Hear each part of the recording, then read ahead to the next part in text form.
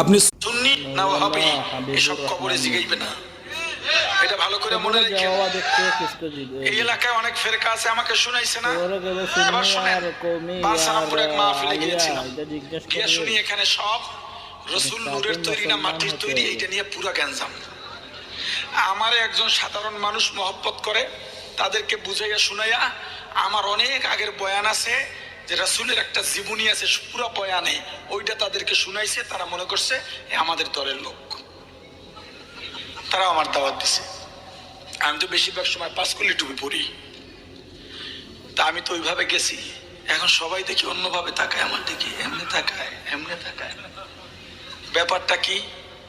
আমার কাছে ওই লোক তো পুরো অসহায়। হুজুর, এই এলাকা তো নূর আর মাটি নিয়ে পুরা ঢিলাঢিলি চলতেছে। আমি বললাম তো কমিটি ডাকেন। কমিটি আসছে। আমি বললাম কি হয়েছে আপনাদের, কি